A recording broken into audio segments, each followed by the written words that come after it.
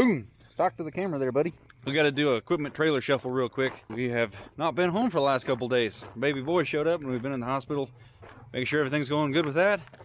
And happy to announce baby Callahan is all good. But I'm going back to work tomorrow before the weather hits. Long story short is I need that trailer behind this truck with that machine on it and get rid of that. It's a little bit of a drive tomorrow. I don't want to take the big gooseneck. It sure would be easy just to leave it like that, but I want to use the new little Diamond C trailer because this will only be like the third or fourth time that I've hauled the TL12 with the little trailer. And this video I want to exaggerate the fact that when people load skid steers, they tend to load them backwards, and that's because there's a huge counterweight on the back, and normally it's just like a 800-pound bucket in the front. Empty weight would all be in the back, but since I have a 3,000+ pound mulch rod on the front, I load it forward just like that because it's pretty well balanced. If anything, it is still forward weight, and I got a little bumpers and stuff in the back trying to counterbalance it. But let's go ahead and get this thing unloaded and swap it over.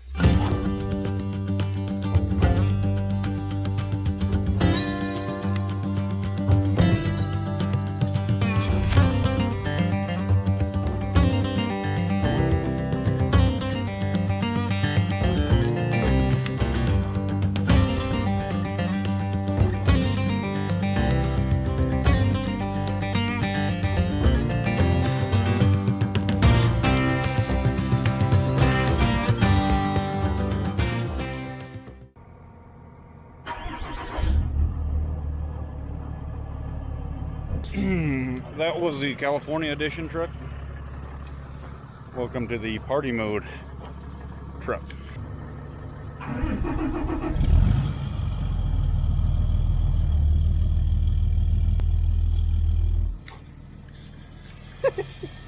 You hear that?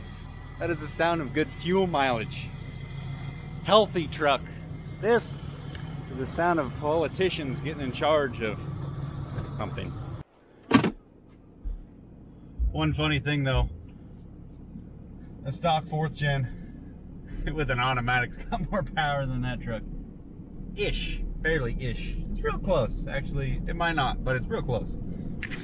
One more thing to note, that bumper pull trailer is actually rated at 20,000 pounds. So at your 16,000-ish pound payload, which is right about what a 12 weighs, distribute your weight, get a little bit of tongue weight, that trailer can handle a little bit more than that. But a common thing that people do is their trailer ball. This is actually a gooseneck ball. It's only a 26K, which would be kind of small for a gooseneck, but for a bumper pull, it's solid. I would say that is your weakest point. The hitch itself, this thing, solid. Then translates going into the receiver on the truck. This is a pretty stout Northstar bed. It's not a bad bed. It's actually held its weight very, very well. The gooseneck, that's pretty much always hooked up. But back here, your standard, class 5 hitch or whatever, wouldn't quite be rated for enough on a 2-inch shaft, but this thing's got way more reinforcement than your standard 3500 pickup. But I'm gonna go ahead and lube up the ball like you should, and then I have a little shim that I put in here so that it doesn't rattle itself to death. I hate that. And one of these things rattles all the time. I know they do make it picked up a lot of slop that was there, but I know they do make a little tightening units, but I ain't got one. If you know a good brand for one of those, send me a link, I'll try it out.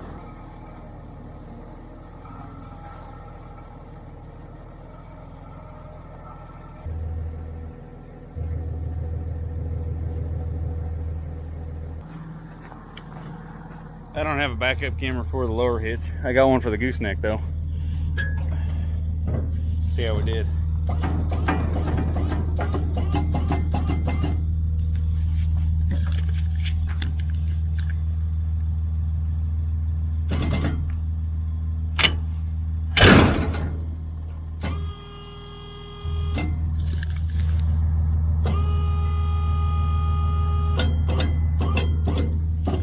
As far as trailers go, Diamond C, best in the game. Got a good latch and a Stillwell jack. Well built, love this thing. Made a video talking about why I went with these ramps versus a tilt or possibly a hydraulic. Look at, I mean, these things, very, very little effort. Not quite little enough that my 3-day-old son can lift it up, but pretty close. All right, let's go ahead and load this, and I'll show you guys that it's okay to load it with the mulcher head forward, or the front of the machine forward, rather than the conventional way that everybody thinks you need to, which is backwards. So you can do that.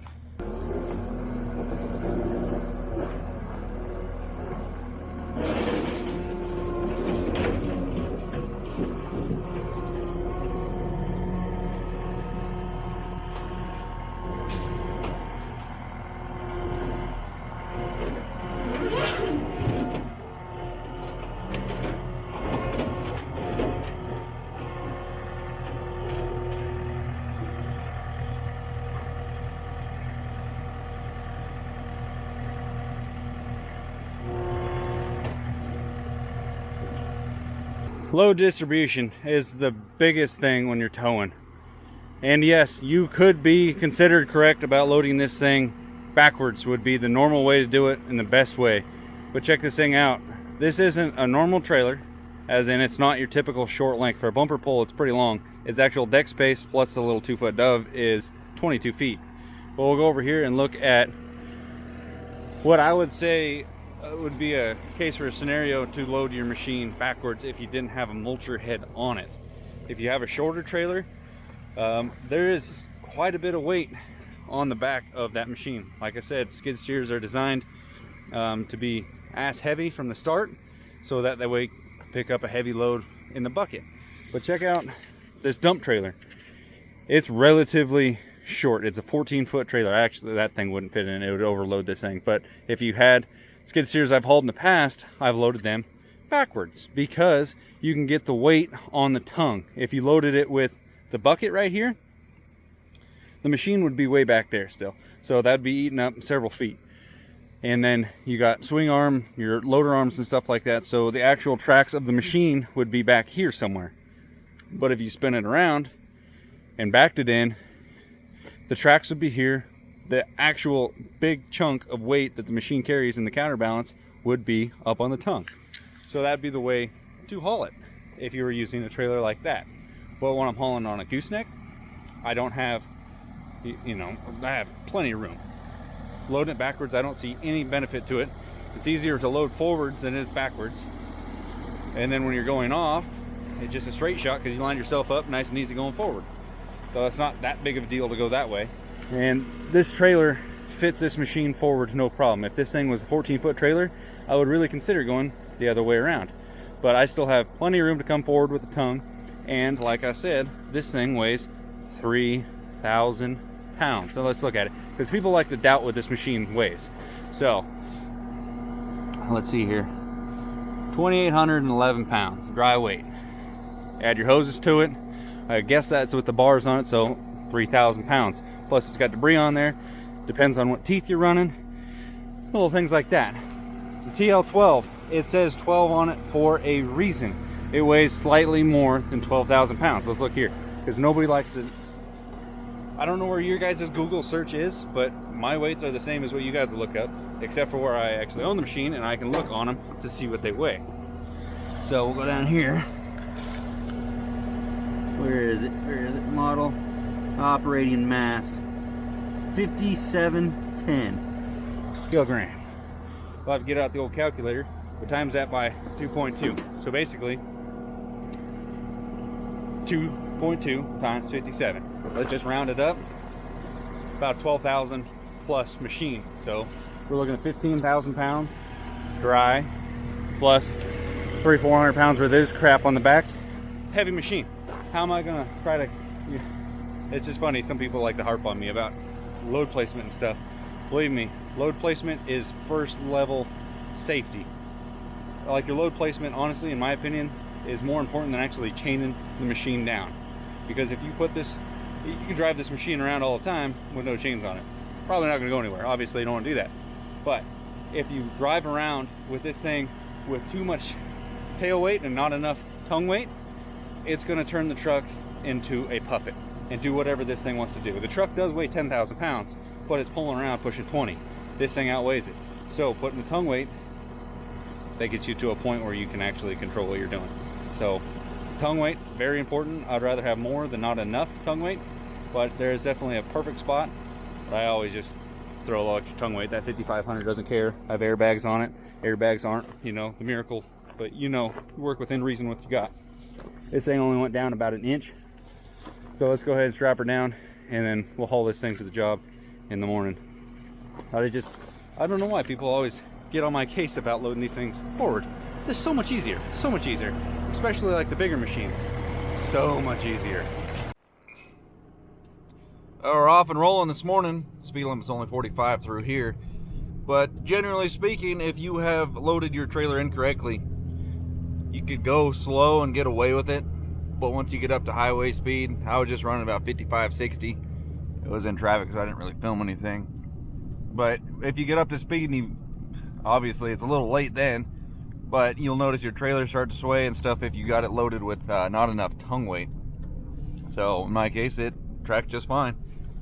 There was a lot of people wondering, hauling this kind of weight, which isn't a ton, on a bumper pole, if it was going to be, for one, you know, could you do it? Was your bumper going to be strong enough? But two, was it going to be safe? Was it going to sway? Were you going to need, you know, they do it like on RVs. Generally RVs are kind of, you pick up one of those big bulky hitches with the 2 pipes on it for stabilizing it, and then it's got that bar that's sway control.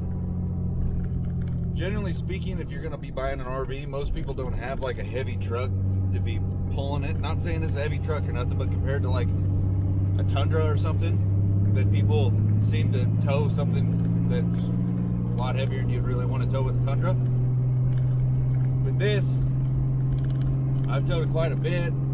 I haven't seen or felt any issues towing a little heavy with the bumper pole. There's guys that tow this same machine with a mulcher head and a grapple behind F350 single wheel. Another guy, Instagram, he's another mulcher dude. I'd imagine he's had no problems with it. A little much for a single wheel, I'd say, but well, you do what you gotta do. I like this because it's so much easier on the truck. It's easier on the engine, drivetrain, and everything, because I'm pulling these decent little hills. For one, it's easier to stop. Two, it's easier to pull because it doesn't weigh quite as much. You know, I'm saved, you know, what, 4,000 plus pounds riding this little trailer instead of the big one after this job. And that was why I got it. So I didn't have to take the big trailer to every single job.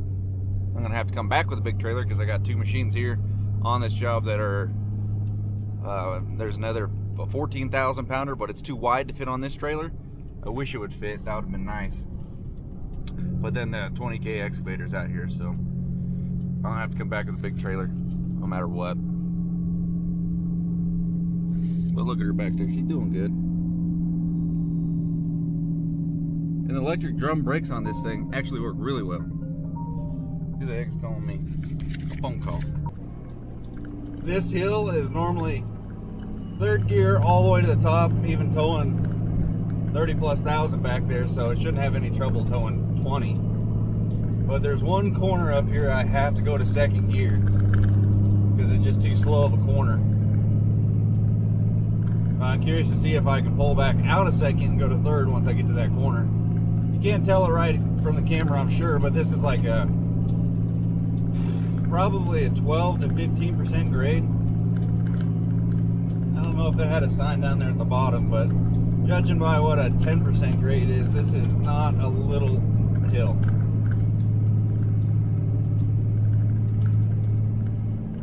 EGT's pulling the same speed up this hill with less weight. I'm down over 200 degrees on EGT, so right there, that was worth the 30 minutes to swap the trailer out last night.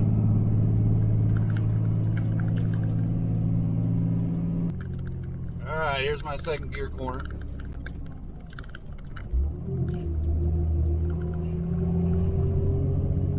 If you want to try taking that in 3rd gear, that's going to be a little reckless. But normally towing the big trailer, I just keep it in 2nd gear for the rest of the hill because it's just kind of hard on things.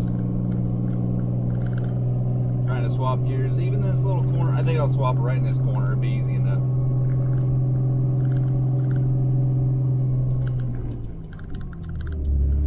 Oh yeah, no problem. Big trailer, normally it's a little bit of a struggle, and I just as soon not try to break anything and just keep her in second the rest of the way. Oh, little trailer's freaking nice. Oh, buddy.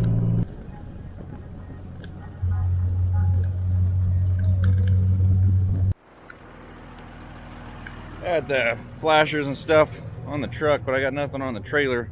Plus it's a nasty corner right here, so I got these little guys. It's got a light, or it's got this. So I throw it up here on this tree. That way people hopefully see me slow down before they run in the back of the truck. I mean, it's a long ways down there, but better safe than sorry, you know what I mean?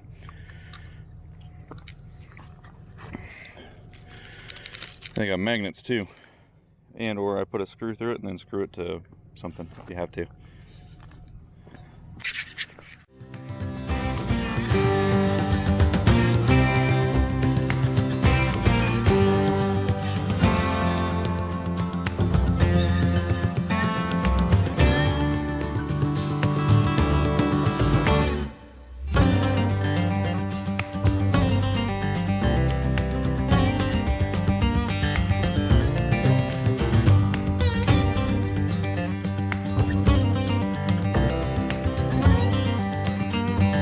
I'm just going to wrap this video up with a little voiceover. The day was definitely a Monday. You see the lower feed wheel on this is a little out of whack. It's missing a couple bolts, so I started filming another video.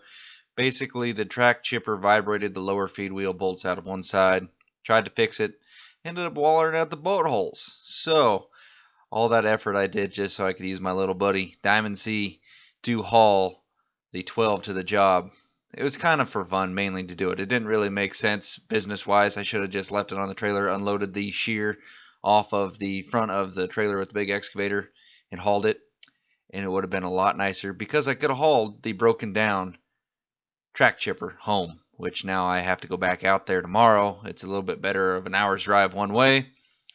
But I'm going to take my new 3500, which it's not really new anymore. I've had it for like 3 years. It's getting a little old, but I need to put some miles on it here and there, and I do enjoy driving the 6-speed automatic from time to time. So I'll get another video of that for you guys, and we have to repair this. I do believe it's going to involve either some welding, definitely some more drilling, tapping, bigger bolts. Maybe we'll go with the smaller ones. But either way, drive safe, load your equipment accordingly, and we'll see you guys in the next one. Thanks for watching. Subscribe. Later. One quick story that's a prime example of people just not knowing that you can't drive around with tail weight. You need to have tongue weight. But I tried to find videos in the beginning clips of actual tractors being hauled around, but it was very common apparently to see recreational kind of RV travel trailers. And I noticed on the back of most all those, they had a little cargo station. So they had propane bottles, extra coolers and stuff like that. I guess that would be enough to upset the balance of the trailer, and it was causing too much tail weight. But last year I was picking up some supplies for our fence. You know, I was getting T-posts, a bunch of rolls of wire, pretty good heavy pallet. Not super heavy, but heavy enough that when the guy set it in the back of my dump trailer, it was funny, he got it in there just far enough so that I could close the doors on the dump trailer. And I looked at him going like, is he serious? Is he really gonna leave it there? And he said, he looks at me and goes, "You're good." I said, "No, I'm not, dude." I said, "Don't you ever leave or let somebody leave after you loaded their trailer just like that." I said, "You cannot do that. That is completely dangerous." The back of my truck it was just my 2500, so it was lifted up like 6 inches. Trailer's doing a wheelie, and that guy was prepared just to send it. So apparently he was kind of a rookie forklift operator anyway, so I had to teach him that you can stab it with the forks and push the pallet forward, and oh, it was quite an operation. I should have got that fencing for free because I had to teach that forklift guy. I'm totally kidding. I'm just, if somebody thinks I'm a dick for saying that, I'm sorry. But anyway, be safe when you're loading your equipment. Obviously, you don't want too much tongue weight, but I've always felt a little bit better about having a little extra. But we'll see you guys in the next one. Like the video. Thanks for watching. Subscribe.